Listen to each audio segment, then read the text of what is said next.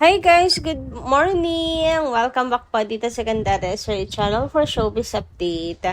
Ang tatalakayin nga natin ngayon at pag-uusapan ay may kinalaman dito po sa Kopino project nila Kim and Paolo, mga kakimpaw. Kasi kamakailan, pag-uusapan nga na mag-start na po ang taping ng Kimpaw.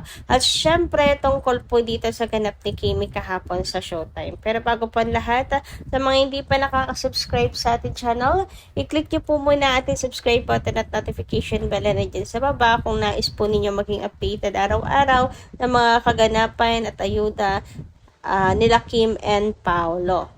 And para nga sa umagang ito, simulan natin ang ating pong talakayan sa pamamagitan ng pagbabasa ng comment bilang pasasalamat sa ating mga subscribers sa araw-araw na pagtutok sa ating update. So ito nga po ay mula kay Miss Gertrudes de Mesa. Shoutout po sa inyo at good morning. Sabi niya rito, Miss Honey Joyce, masyado mo namang hinahamak si Paolo na napakabait na tao. Sinabi na ni Paolo na hindi naging sila ni Janine. Asyomera lang si Janine. Maski nga si Janine, sinagot niya si Boy Abundan nang tanungin siya nito kung niligawan ba siya ni Paolo. Sagot niya na hindi siya niligawan. May video na nagpapatunay niyan. Si Janine pa nga ang naghihikayat na sabihin ni Paolo kung mahal siya at huwag maging torpe. Sagot niya si Boy, Paolo, ayaw niya sa babaeng malandi. Sagot ni Janine, landi agad, paano pala kung mahal ka lang? Kaya kilos-kilos din. Basher lang kayo. Kasi kung kimpaw kayo, hindi kayo maniniwala sa mga sinasabi ng mga bashers. Sorry Gandara, kailangan ko lang ipagtanggol ang napakabait na si Paolo. Sa mga naninira sa kanya tulad ni Dina La Fortesa. May Facebook ka ba Gandara? Kasi gusto ko magpadala sa iyo ng a little something for your birthday pics. Uy, bakit yun nalaman yung birthday ko, madam? Uy, paano nyo nalaman yung birthday ko? Kakatapos lang May 30, mga kakimpaw. Uy, ano yun? Parang may nabanggit ba ako tungkol sa birthday ko? Ayan. Miss Gertrudes, i-message nyo na lang po ako dito sa aking FB page na Gandara SRU. So, 2 followers lang yan. Madali nyo lang po yan ma-search mga kakimpaw. Gandara SRU, Kimpaw Forever, yung bio niya. So, ayan po yan mga kakimpaw. Message nyo lang po ako dyan, Miss Gertrudes de Mesa. Maraming salamat. Uy, naalala nyo yung birthday ko, madam. Grabe, tumatalon yung puso ko sa sobrang tuwa. may bumati sa akin. Maraming salamat, madam. Anyway, tungkol nga po dito sa panghahamak kay Paolo Avellino, hindi ko rin nga po yun gusto mga kakimpaw. Kasi bakit mo hahamakin ng isang tao na napakabuti at napakabusilak ng puso kagaya ni Paolo Avellino, na napaka-consistent kay Chinita Princess mula noon na paglipat pa lamang po niya ng ABS-CBN hanggang ngayon mga kakimpaw. Naalala niyo rin ba yung interview, lie detector test kina Kim and Paolo tungkol po sa yayayain mag-date, sa Michelin starred? Diba tinupad yan ni Paolo Avellino mga kakimpaw? And talagang tinuturing po ni Paolo Avellino na prinsesa si Chinita Princess mga kakimpaw or si Kim Chu. And saka bakit mapilit pong isisingit si Janine? Hindi nga po naging sila. Itinanggi nga po na naging sila. Hindi po naging sila, hindi po naging sila, hindi po naging sila. Period. Kaya sana wag na pong ipilit pa, 'di ba? Nakakahiya at saka kawawa naman si Janine.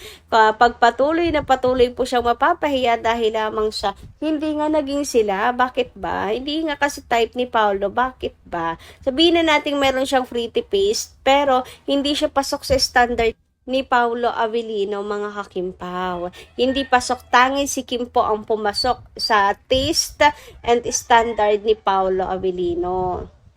Kasi si Kim Chu is very white material talaga mga kakimpaw. Decente, hindi malante. Hindi siya pala party with the boys. Hindi siya pala gimmick. Napakabuting tao. Grabe mapagmahal sa pamilya at the same time, super maalaga si Kimi. Na siyang nagustuhan talaga ni Pao kay Kim Chu. Anyway, dumako naman tayo dito sa next topic natin ngayong umaga mga kakimpaw. Patungkol nga po ito sa ASAP Australia na may bago nga pong update. Mayroon daw po kasi tayong bagong makakasama sa ASAP Australia. And siya daw pala mga kakimpaw, kilalang kilala na natin kung sino yan mga kakipi. Tapos yung mga clues dito ay napakalinaw na si Kim Chu. Ngayon mga kakimpaw, papaano na lang ang copy no? Kasi sa July po gaganapin itong ASAP Australia eh. 'Di ba? Ngayong June or July magsisimula na ang copy no? Ano yon? Kanselado mga kakimpaw? Ano yun, hindi matutuloy ang kanila pong taping? Ganun ba yun? And since nandyan din lang naman si Kimi at hindi matutuloy ang taping, baka hindi matuloy, sana isama na rin nila si Paula Avellino kasi tayo po'y sanay na pirmi nga ni Hoy na magkasama ang Kim Pao. At hindi po mapaghihiwalay. Nasanay na tayong lahat na lagi po silang magkasama. You beside me. Kaya sana, kung isasama nila si Kim, i-announce na rin nila. Isa pang announcement na kasama si Paula Avellino kasi for sure, nako, ubos agad ang ticket na yan. Sabi nga dito, naniniwala akong sasama si Pau Pau. Parang nasanay na tayo talaga na hindi pwedeng hindi sila magkasama as tandem sa ASAP. Parehas naman silang regular sa mga ASAP shows abroad ever since Who. Malakas tayo kay Lord, kaya manifest lang natin yan.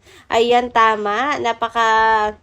Lakas natin mga kakimpaw mag-manifest. Kaya ipag-pray natin, i-manifest natin nakasama si Paula Avellino dito mga kakimpaw. And marami din pong fans abroad na hindi bibili ng ticket kung hindi po kasama si Paula Avellino. Kita naman nila ang lakas ng Kimpaw, di ba? May nabasa nga ako na Kim Pao talaga ang kailangan nila para ma-sold out ang tickets. Samantala, dumako naman tayo sa next topic natin ngayong araw na to at patungkol nga ito mga kakimpaw sa ganap ni Kimi sa Showtime kahapon. So, hindi po naiwasang maiyak ni Kimi dahil po dito sa isang contestant nila na grabe ang sakripisyo bilang panganay din mga kakimpaw. So, nakarelate dito si Kimi. And nagbigay nga po siya ng another 10,000 pesos para po sa kanya. Kasi nakaka-relate na tunay si Kimchi sa kanya. And love trip nga kasi pati po si Kuya Chong ay dinamay ni Kimi. Ayan. So, hindi tuloy makahindi si Kuya Chong at bigla na lang napa-forward at sinabi na dadagdagan po niya ng 10,000 pesos. So, natawa kami lahat noon habang nanonood mga Kimpaw kahapon. Kasi nga, nadamay si Kuya Chong. Tinuro ba naman ni Kimi eh. Pero wala lang yun kay Kuya Joe. Mabait naman pong tao si Kuya Joe mga kakimpaw. And lalong-lalo na kay Kimi. Kasi nga bilang panganay na siya ang inaasahan, di ba? Sobrang relate si Kimi. Napaka talaga ni Kimi. Mahabagin po ang puso niya mga kakimpaw. Lalo na sa mga taong kagaya niya. Parehas po ang naranasan na parang kargo ang buong mundo dahil sa kanya lahat umaasa. Deserve din naman talaga na mabigyan po ng another 10,000. So, bali 30,000 nga po ang nauwi. Kaya, lalo pong humanga ang mga fans kay Chinita Princess sa kanya pong kabutihang puso. Voluntary yung kay Chinita Princess na yun mga kakimpaw talaga. Bigla na lang niyang sinabi na dadagdagan niya ng another 10,000. Grabe kaya yung blessings kay Kimi talagang doble-doble kasi marunong po siyang mag-share ng blessings. Grabe, naiyak na po talaga si Kimi kahapon. Hindi na po talaga napigilan ng kanyang mga mata. Sobrang naging emotional po siya kahapon sa Showtime, mga kakimpaw. Anyway, sabi naman dito ni Latin Home Hunter, Miss Gandara, ang sweet naman ni Paolo. Sorry na lang sa kanila at may Kimi na ang Paolo. Bakit sinasabi ba sa kanya ni Paolo na iiwan niya si Kim? Hindi niyo na malapitan si Paolo dahil nakakandado na yan kay Kimi. namin. Kim Pao forever, God bless. My goodness, hindi kawawa si Kim Chu, mas kawawa si Boy kung sakali. Ayan, grabe itong mga comment ng ating mga Kim Pao fans, no? Talagang manggigigil ka din naman talaga para pangunahan niya si Paula Avellino, naiiwan niya si Chinita Princess. Bakit? Sino ba siya? Utak ba siya ni Paula Avellino? Sinabi ba sa kanya ni Paula Avellino? 'Di ba? Kumakaklaim na pinsan niya si Paula Avellino. Tapos sasabihin na iiwan, parang akala mo pag-aari na niya ang utak ni Paula Avellino para malaman yung kanyang bagay. Anyway, kung sakali man nga hindi po kawawa si Kim Chu, kasi si Kim, marami pong mga nakaabang po sa kanya at sigurado tayo na marami pa rin pong iba na matinong lalaki, mga kakimpaw. Pero ako naniniwala na Kimpaw lang po talaga. Kimpaw forever. Kakapit po ako at talagang pupusta, mga kakimpaw. Anyway, sabi naman ni Miss Lorna, mga girls, tumigil na kayo sa paghahabol sa Mr. ni Kimi. Ayaw ni Paulo sa ibang babae at ayaw ni Pau makipaghalikan sa ibang babae. Ayaw niya ng laway ng iba. Nadidiri siya. Pangarap niya talaga ay nag-iisang babae sa buhay niya. Iyon ay ang misis niyang si Kimberly Chuyap Avellino. Mrs. Kim Avellino lang ang pangarap at gustong mahalikan. Wala nang iba. Grabe si Miss Lorna. Ganyan yung pagkapanatag. Super duper. Oh, take note. Naka all capitals. Naka all caps lock yan, mga kakimpaw. Anyway, hanggang dito lang po muna ang aking update, guys. Maraming salamat po sa inyong pakikinig. And kita-kits po tayo muli sa mga susunod natin, chika. Maraming salamat at ingat po kayo palagi.